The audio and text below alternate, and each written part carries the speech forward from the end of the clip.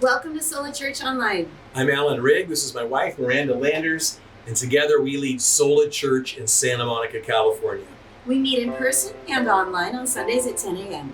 Our in-person service is inside Joslyn Park Auditorium, which is at 633 Kensington Road. And our pre-recorded online service can be found on our website, solachurch.life, as well as on Facebook and YouTube. That's at Sola Church LA. Just to encourage you guys not only to listen, but to share. Like, comment, invite, do everything you can to help us get word out. We have a great service for you today, so let's worship.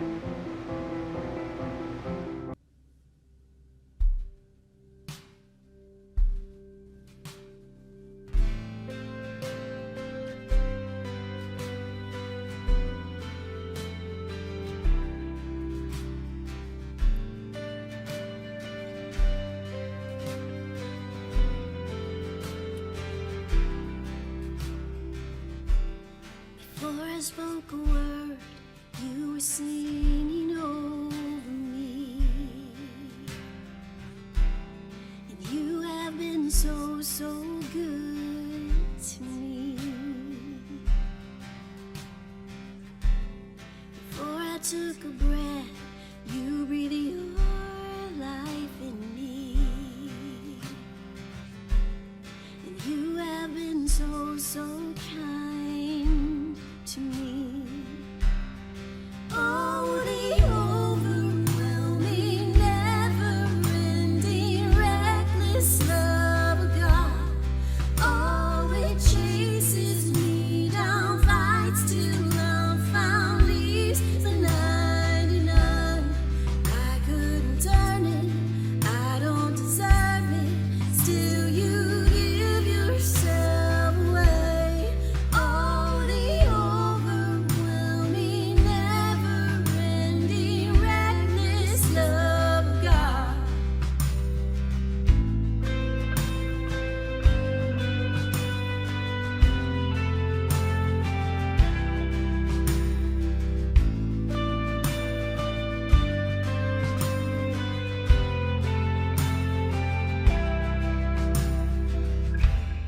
When I was your foe, still your love fought for me.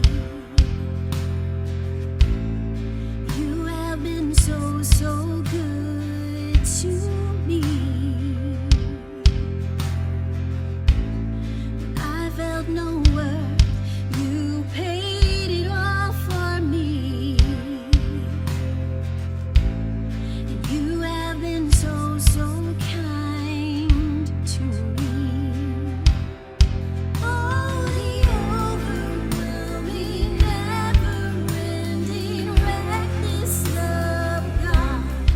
Oh, it chases me down, fights till I'm found, leaves the 99. I couldn't turn it, I don't deserve it, still you give yourself away. Oh, the overwhelming, never-ending, reckless love of God.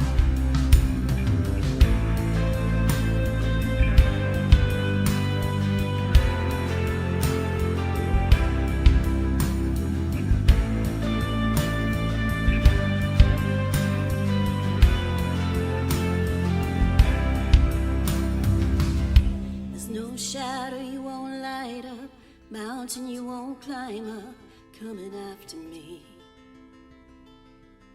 There's no wall you won't kick down, lie you won't tear down, coming after me. There's no shadow you won't light up, mountain you won't climb up, coming after me. There's no wall you won't kick down, lie you won't tear down, coming after me. There's no shadow you won't light up, mountain you won't climb up, coming after me. There's no wall you won't kick down, lie you won't tear down, coming after me. There's no shadow you won't light up, mountain you won't climb up, coming after me. There's no wall you won't kick down, eye you won't tear down, coming after me. There's no shadow you won't light up, mountain you won't climb up, coming after me. There's no wall you won't kick down, eye you won't tear down, coming after me. Oh, the overwhelming, never-ending reckless of God.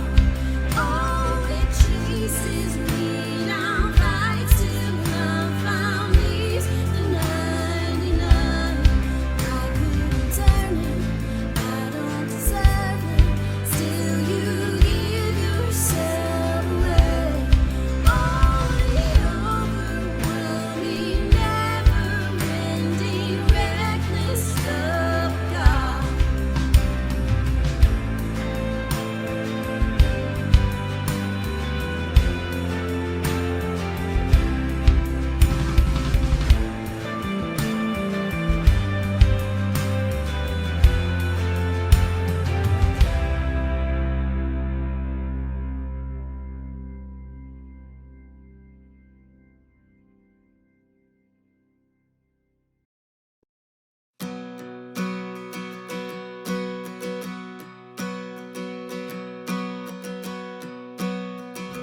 And even though I walk through the valley of the shadow of death, your perfect love is casting out fear.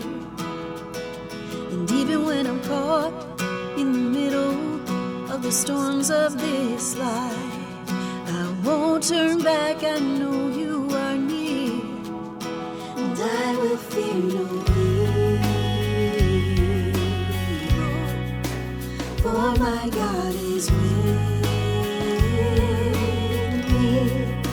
And if my God is with me, whom then shall I fear? Whom then shall I fear? Oh no, you never let go, through the calm and through the storm. Oh no, you never let go, every high and every low. Oh no, you never let go, Lord, you never let go of me.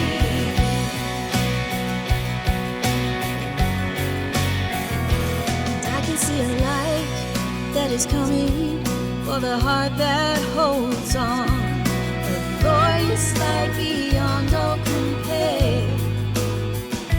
And there will be an end to these troubles, but until that day comes, we'll live to know you here on the earth. And I will fear no evil, for my God is with me. And if my God is with me, whom then shall I fear? Whom then shall I fear?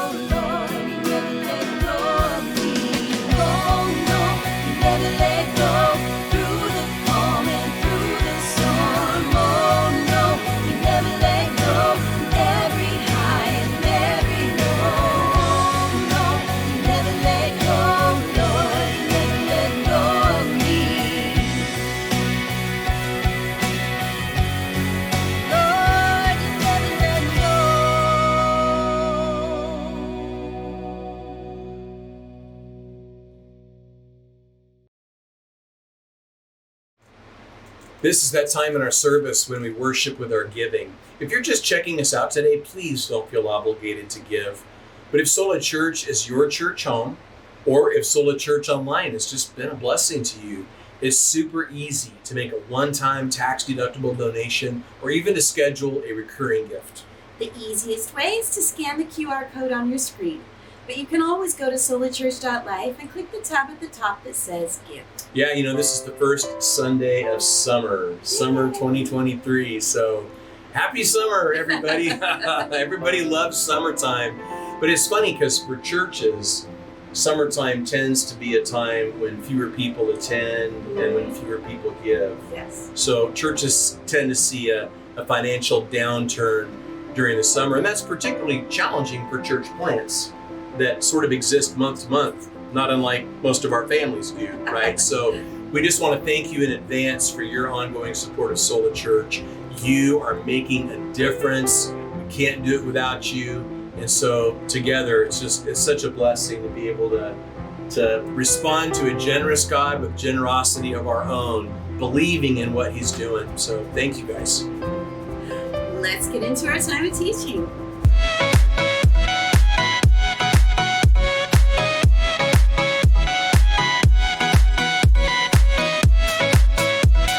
So we've been starting with the struggle is real memes, and we want to do that again today. This is sort of a summer edition. Not all 5 are necessarily summary, but a few of them are somewhat summary. So here we go. Ready?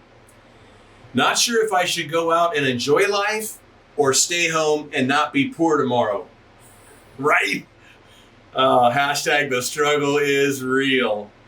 Here's another. Person giving me directions. You can't miss it. Me. Want to bet? The struggle is real. One more. I walk around like everything is fine, but deep down inside my shoe, my sock is sliding off. Oh man, been there. The struggle is real. Another one. Me. I should clean my room. And me after picking up one sock. The picture says it all. Maybe that applies more to those of us with kids home for the summer. And then one last one. You knew summer was coming and you just kept eating. Yeah. Oh no, the struggle is real. All joking aside, life is a battle. The struggle is real. And there's more to it than meets the eye. Paul tells us in Ephesians 6 that there is a spiritual piece to this. So let's go ahead and turn to Ephesians 6. We're in this message series called Blessed. Everyone wants to be blessed. You see the hashtag all over social media. In this ancient letter called Ephesians, we learn that we already are. At the beginning, Paul wrote, Blessed be the God and Father of our Lord Jesus Christ, who has blessed us with every spiritual blessing in the heavenly places in Christ. So we're going to call this one Equipped with Peace. We're going to focus on verse 15, but let's begin reading at verse 13 and go all the way through verse 17. You ready? Therefore, take up the whole armor of God, that you may be able to withstand in the evil day, and having done all, to stand. Stand therefore, having girded your waist with truth, having put on the breastplate of righteousness, and having shod your feet with the preparation of the gospel of peace. Above all, taking the shield of faith, with which you will be able to quench all the fiery darts of the wicked one. And take the helmet of salvation and the sword of the Spirit, which is the word of God. So again, verse 15 is our point of emphasis. We just needed to get all that in our hearts and in our minds. So that 15th verse talks about having shod our feet with the preparation of the gospel of peace. I don't know about you. I don't use that word shod a lot, but it means shoed. And so Paul is talking here about the foot gear of peace. Remember that he is chained to a Roman soldier. As he writes, he can see the soldier's foot gear. A Roman soldier wore a half boot made of leather. It was actually open-toed, and it had heavily studded soles. It was tied to the ankles and shins with leather straps. When it came to their shoe game, The Roman soldiers were on point. So the Greek noun translated preparation refers here to sure-footedness. And the idea for us in our lives, in the battles of life, in the spiritual warfare in which we find ourselves, the idea is stability to hold ground and mobility to take ground. That and balance, the idea of balance. So equipped with peace. I want to talk about two different things. I want to talk about peace as something that we get and peace as something that we give. So first, receiving peace. You know, we find the word peace 7 times in this letter. We find it as early as the 2nd verse and as late as the next to last verse. So from beginning to end, this letter talks about peace. Peace is like the bookends. The bookend at the front and the bookend at the back. And we can think about this peace in several different ways. First, I'd like to talk about peace with Him, that is, with God. You know, in the Bible, there are lots of metaphors that describe people before they come to faith, and that help us think about what it means to come to faith.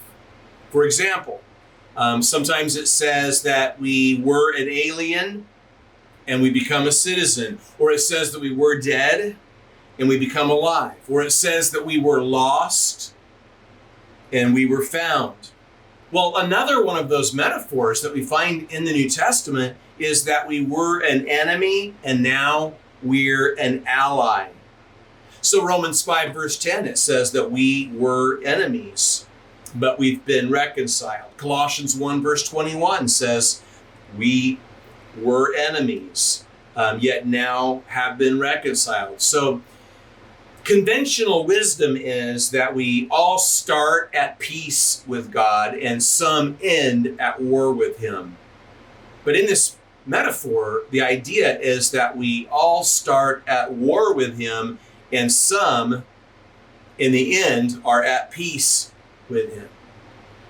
Maybe you could think about your own life, and you could think about a time when you were not a follower of Jesus. Maybe you remember a time as a child or even as a young adult before you came to faith. And we're surrounded by people who have not yet come to faith. Some of those people are actually hostile to faith, to us, but most are simply indifferent. That's been my experience here on the west side of Los Angeles, in Santa Monica. There are some people who are openly hostile towards faith and towards Jesus in particular. But the majority are just indifferent. It's just not even on their radar. It's not even something that they think about or that they make any part of their life at all.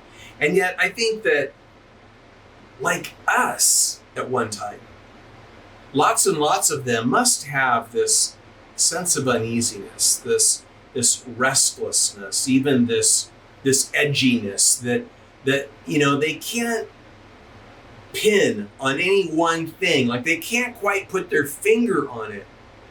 They just know that deep down there's that feeling that something is amiss. And that's what it's like when we don't have peace with God. When we trust Jesus to forgive us and lead us, when we come to faith, in place of that unease and that restlessness and that edginess, we have this peace with God.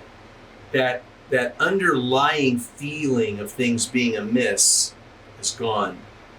So we talked about peace with Him. Let's talk about peace within, which is only possible when we have peace with Him. Philippians 4 verse 7 speaks of the peace of God that passes all understanding, guarding our hearts and our minds. 2 Thessalonians 3 verse 16 says that the Lord of peace Himself gives us peace always and in every way. I love that. Now, this peace within is not a panacea. The war that we talked about before doesn't end. That spiritual battle continues. It's just that we've switched sides. You know, as I said before, in this metaphor, we go from being an enemy to an ally, but we still have an enemy. It's just that now our enemy isn't God. Now our enemy is Satan. That's what Paul is writing about in this part of this letter. Now, I mean, life is what it is. Stuff happens, right? You've seen the uncensored bumper sticker. The censored version is stuff happens. And I think about all the stuff that has happened, not just to me, but even the people that I've had the privilege of leading spiritually. You know, I've been a pastor for well over 30 years, and I've had the opportunity to walk with people through some of the most difficult times in their life. I mean, we could just tape hours of stories, but I think of one man who attended the church that I pastored, and, you know, he had taken a fall and was paralyzed as a result. When I went to see him in the hospital, he couldn't even feed himself. And the nurse brought his meal. And so as I sat with him, I actually fed him. I actually held the utensil in my hand and, you know, got the bite of food and held it, you know, up to his mouth so that he could open his mouth and take that bite. The story has a happy ending. I'm so glad that the paralysis ended up being temporary. And he eventually was back on his feet and served as an usher at the church that I led in Austin, Texas. But when he was in that bed, on his back, unable to move, he had so much peace, like unexplainable peace. I think about a family in our church who had a young child who had cancer. Man, I've walked through the season of cancer with lots of people over the years, but to walk through that season with a child, with that child's family, and that story really had no happy ending. That child passed, went to be with the Lord. I officiated the funeral for that child, and I remember I was sitting backstage by myself, and I could see into the sanctuary where people were seated, probably a chapel, like a funeral chapel. I could see the pain they were in, and I was just so broken up about it. I mean, I found myself just with a lump in my throat and tears in my eyes, and just asking the Lord to help me to keep it together because everyone was counting on me. I mean, I was the one person who had to keep it together so I could officiate this service. But, you know, even in the midst of that deep grief and suffering, his parents, the parents of the child who passed, they had this unexplainable peace. I think about another man who attended the church that I pastored, and I got a phone call. His wife had just died in a motorcycle accident. I was called to the house. Husband and wife had been riding together on their motorcycles. The husband was leading, and they were out in the countryside, and at a certain point, he looked behind him, and she was gone.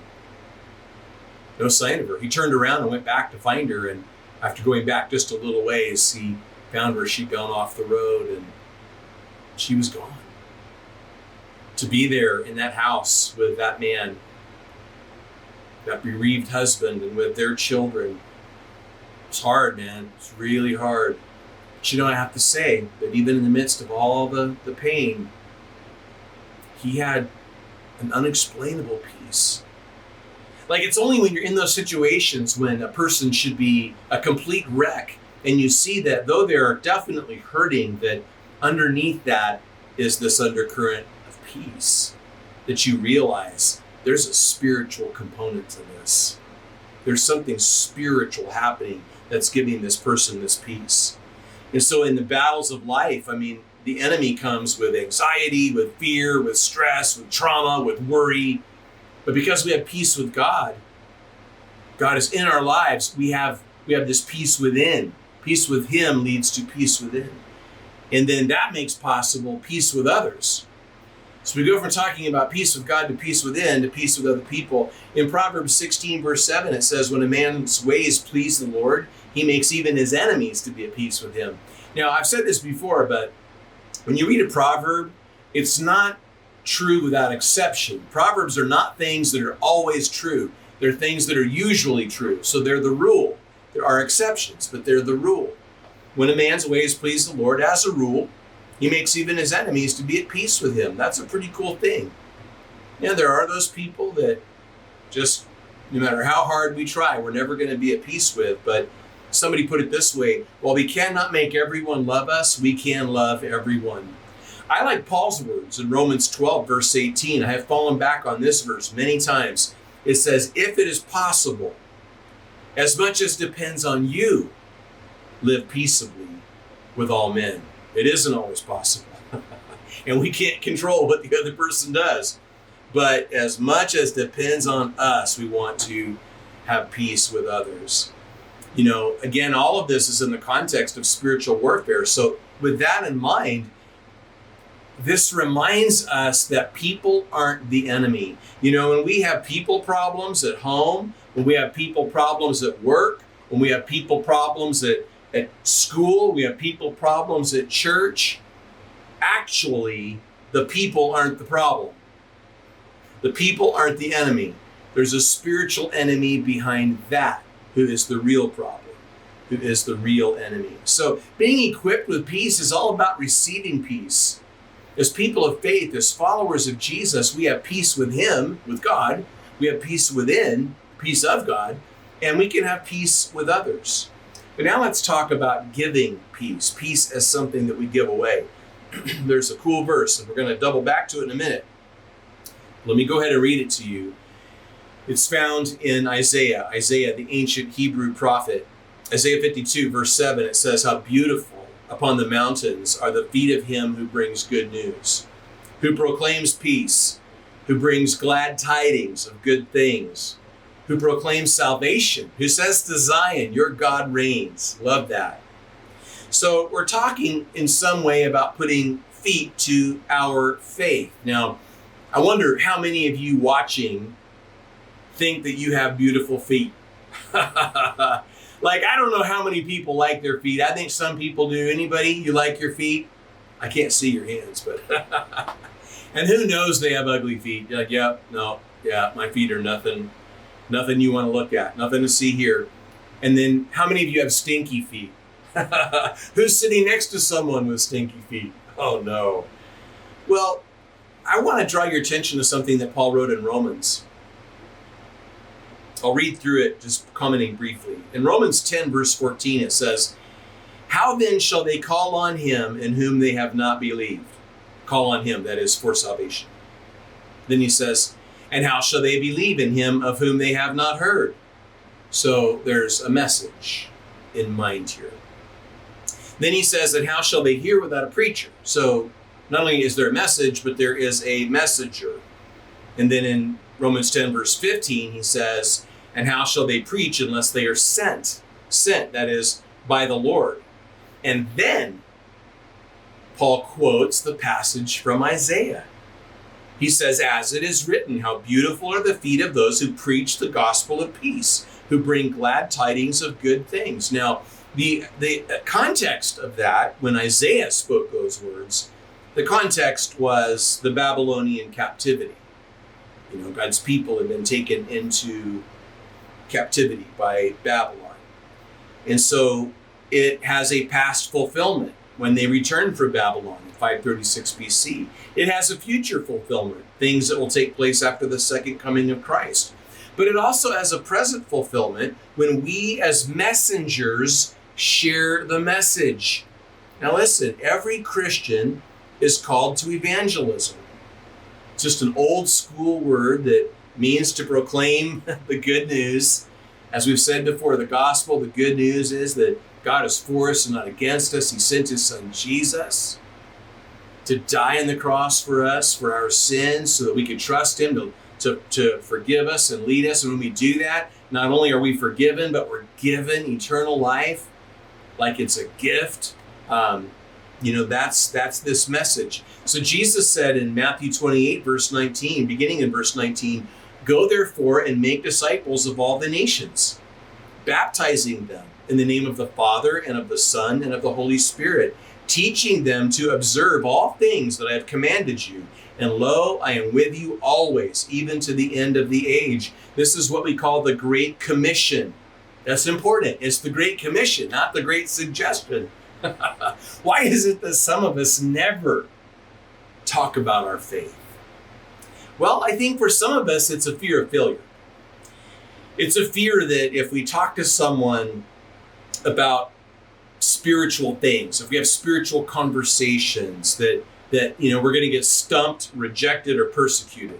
What I mean is that we're afraid that they're going to ask us a question and we're not going to have the answer, or we're afraid that they're going to reject us, or maybe we're afraid that they'll persecute us, that they will be one of that small subset of people who are actually hostile. So there's a fear of failure, but I can't help but wonder if for some of us there's a little bit of a fear of success. Like, what if we share our faith and the person wants to become a follower of Jesus? What then? Like, we're not even sure we know what to do or what to say. Well, it's been said that if there's one thing Christians and non-Christians, to use that phrase, are equally uptight about, it's evangelism. When you've got a follower of Jesus, trust me, followers of Jesus are uptight about sharing their faith.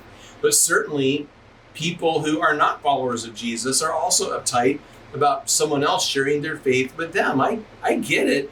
I mean, we all know that there's two things that you're never supposed to discuss, right? Politics and religion. So whatever side of this whole question of faith you're on, it can be a very uncomfortable thing. And maybe that explains why, according to one survey, 95% of all Christians have never led another person to Christ. Let me ask you a question, follower of Jesus.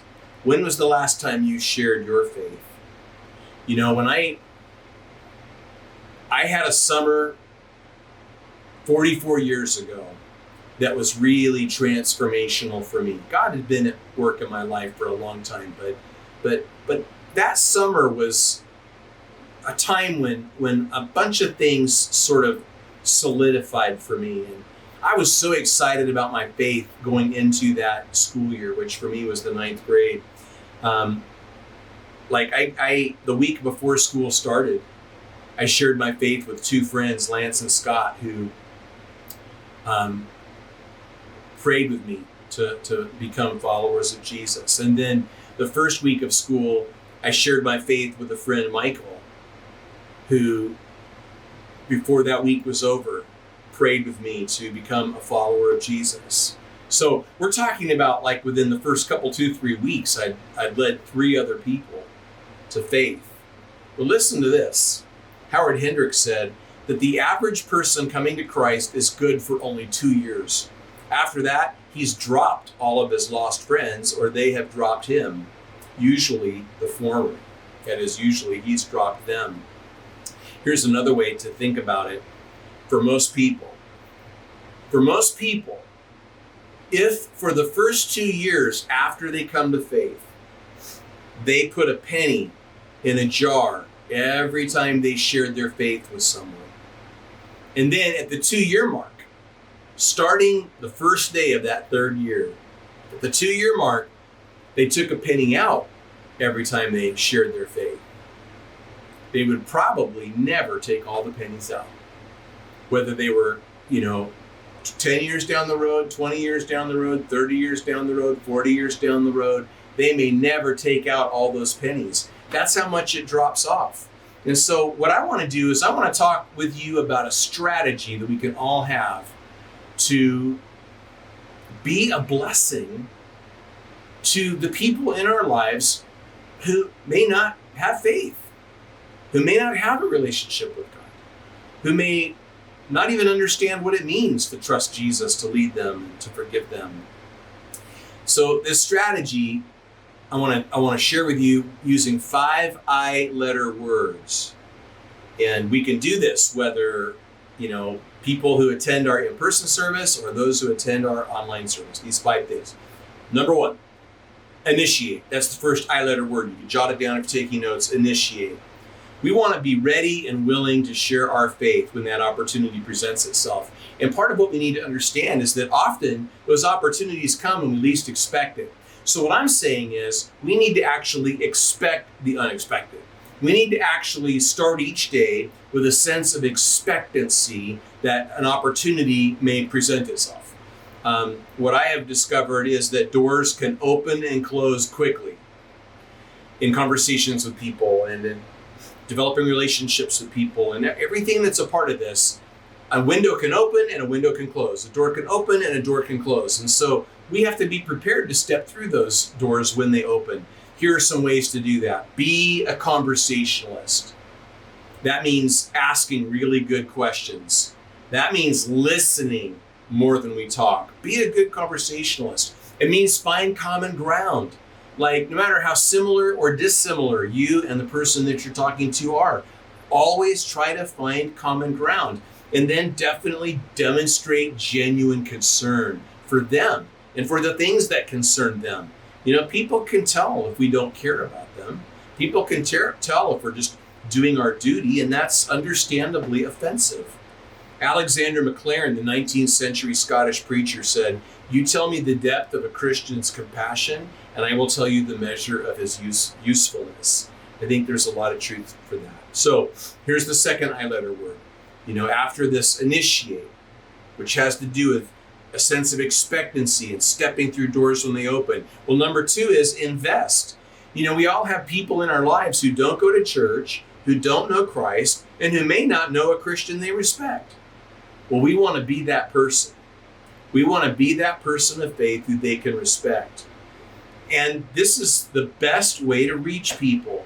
You know, for the most part, nobody's going to respond to a stranger. I don't know about you. I really don't like solicitors. I don't like it when there's a knock on my door and I open it and there's someone there to sell me something. I don't like the spam calls, the telemarketers. I don't even care for junk mail in the mailbox or spam in my email inbox. Like, it's not my thing. I don't like it. It's annoying. And the same thing is true when, you know, strangers are out there being pushy and trying to share their faith.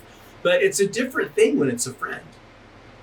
It's a different thing when a friend is trying to sell us something, and it's a different thing when a friend is talking with us about their faith journey and just sharing with us from their experience. And that's why we want to be that friend. We want to make that investment in the lives of other people. And you know what? That may cost us some time, and that may cost us some money. Like, we may need to get out our calendar and carve out time to invest in people. We need to be prepared perhaps to spend money caring for people and connecting with people. Some stats show some interesting things. More than 3 times as many people come to faith through the personal witness of a friend than through a church service in general. And almost 10 times as many people come to faith through the personal witness of a friend as by evangelistic events. You think about how much money is spent on these huge evangelistic events, and there's a place for that, but almost 10 times as many people come to faith one-on-one. So how does it happen? How does the family of God, so to speak, grow? One life at a time. So here comes the next I-letter word, and that is intercede. Never underestimate the power of prayer. You know, we want to have people in our lives that we are praying for faithfully, praying for regularly. Do you have people like that? I mean, I'm talking about people who are not yet followers of Jesus. They've not yet stepped over the line of faith. You know, they may be hostile, they may be indifferent, but they're just not there yet. I want to encourage you to have a list in mind of 1, 2, 3 people like that you're going to pray for by name. You know, pray that God would soften their heart. Pray that God would open their mind. Pray that God would allow circumstances in their lives that would make them more receptive. Pray that God would bring other people into their life who would reinforce maybe what you're sharing with them when you're able. And pray that God would give you, opportunities to have those meaningful conversations, that God would give you influence in their life, that God would allow you to be an inspiration to them. So intercede. And then here is the 4th I-letter word, and that is introduce. So With introduce, my idea is simply that we do in fact have to have those conversations at some point. Some people say it without living it. So they talk a lot, they have the spiritual conversations, but they're not living it out. And that does far more harm than good. Other people live it without saying it. And that may not do any harm, but it's not doing nearly as much good as it could either. Like, I think we need to live it way more than we say it. We need to live it all the time and then say it from time to time at appropriate times with sensitivity and discernment and all of that. But we've got to do both. We've got to live it and we've got to say it. If you had the opportunity right now, if someone gave you 1 minute, could you present the gospel? Could you present what you believe about spiritual things? In the world of sales, people have what's called an elevator pitch.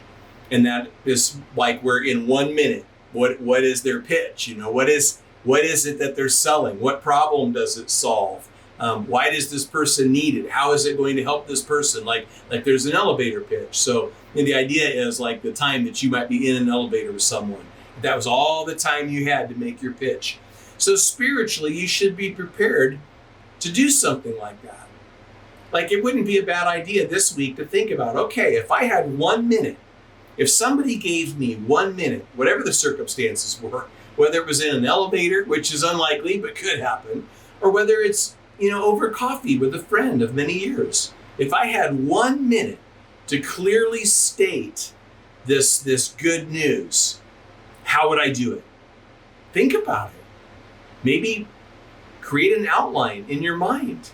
Maybe rehearse it a little bit. Have some sense of how you would go about that. If nothing else, you can always fall back in your testimony. I said before that sometimes we're afraid that people are going to ask questions that we can't answer. That's okay. First of all, there are no new questions. I've been answering people's questions about God for a long time, and I haven't heard anything new. So especially when you're talking to people who are not people of faith, people who have thoughtful objections, questions, who push back. They've got good things to say that we need to have good answers for, but there's nothing new there. So it's pretty easy to anticipate the kinds of things that people might ask you and to actually educate ourselves and prepare ourselves to answer some of those most basic questions. So why not dig a little? Why not educate ourselves? Why not be prepared to offer really good responses to really good questions? Maybe we'll surprise some people. While they're not going to ask us anything we haven't been asked before, we might just tell them something that they've never heard before. They might be blown away by what we say in response to something. So then the fifth I-letter word is invite. That could be inviting someone to actually trust Jesus to forgive them and lead them. I talked about those friends that summer that I was going into 9th grade that I led to Christ. And in those cases, I led them through a prayer. I said a prayer, a few words at a time, a phrase at a time, and they repeated it after me. And all I was doing was sort of giving them words that would help them express what was already in their heart about asking God for forgiveness, about putting God in charge of their lives and wanting to surrender to Him and wanting to follow Him and live for Him. But the other thing that you can do is you can invite people to Sola Church Online. Again, I assume that most of the people watching this online service aren't here locally and can't come in person. That's always the first best choice. But if you're watching online, one way that we can cooperate, one way that we can work together is for you to invite friends to watch Sola Church Online. Sometimes that's a little bit less threatening. Like sometimes somebody's kind of ready to learn more, and maybe they're not even willing to walk through the doors of a church. But if you were to send them the link to Sola Church Online, they might just check out a few services. And who knows? Could be that these little conversations that we're having online here would really be impactful for them. So there's the energy that you bring to reaching them, and then the synergy that comes when we partner together. All of that creates an intensity, an evangelistic intensity. Talking about being equipped with peace, receiving peace, giving peace. As we wrap up, I'm reminded of the Warren Wiersbe quote, "The most victorious Christian is a witnessing Christian. So as we think about this sure-footedness that Paul describes, well, it's the antidote to sliding back. It gives us balance, stability to hold ground, mobility to take ground, but it keeps us from losing ground. There's this saying, evangelize or fossilize.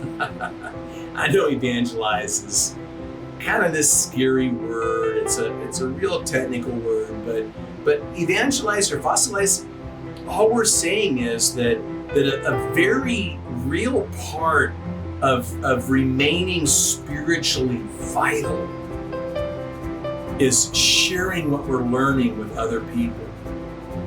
And there's an art to that. There is an artful way to share your spiritual journey with other people that is respectful of them. It is not going to be offensive to them.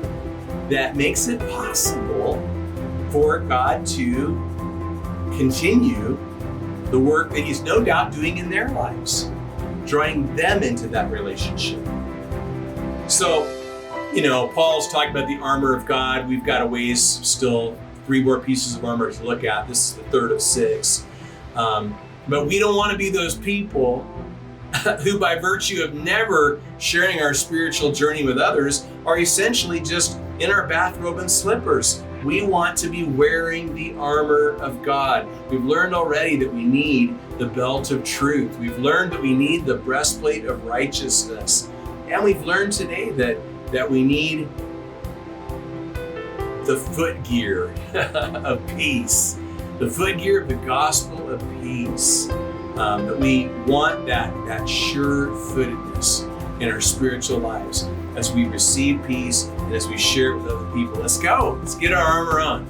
Father, thank you for this chance to talk about these things. Lord, it's good for us to talk about the importance of sharing our faith. It's such a wonderful thing that we have peace with you and peace within, and we can have peace with others. But Lord, it's not just for us, it's for everybody else. And your whole plan is not that we would keep this to ourselves, but that we would share it with other people, that we would give it away. So help us to do that. Lord, I pray that everybody watching this online service could make that list of 1, 2, 3 names. Maybe put those names in a memo in their phone or something to remind ourselves, to remind us to pray for them and to invest in our relationship with them and to make it a priority to share the spiritual part of our lives with them. Lord, may our influence grow. I pray that everybody who's attending Sola Church in person today would replace themselves in the sense that there would be, they could look across the auditorium in the weeks ahead and see someone that they brought who's now a part of the church. I pray that everybody who watches Sola Church online would duplicate themselves, Lord, replicate themselves in the sense of, again, there'd be somebody else watching Sola Church online in the weeks and months ahead because they invited them. Lord, may it grow so that more and more people would know you, would know your great love for them and your desire to be in their lives, giving them the same peace with you and with them and with others. In Jesus' name we pray. And now it's time to fill out a Connect card. Yeah, just go to our website, solachurch.life, and scroll to the bottom of the homepage. That's where the Connect card lives. You could let us know that you attended online today. You could request information about our virtual small groups, which are amazing. We would love to have you be a part of one. And don't forget to follow Sola Church on social media. Totally, whether it's Twitter, TikTok, Instagram, Facebook, YouTube, it's at Sola Church LA on all your favorite platforms. And it makes a difference. It makes a difference when you get a follow, when you get a like, when you get a share, when you interact with us there, when you comment, when you tag people. Like, those are all ways of helping us accomplish our mission. So let's connect online. And we hope everyone has a great week. And we will see you next time at Sola Church Online. Bye, everybody.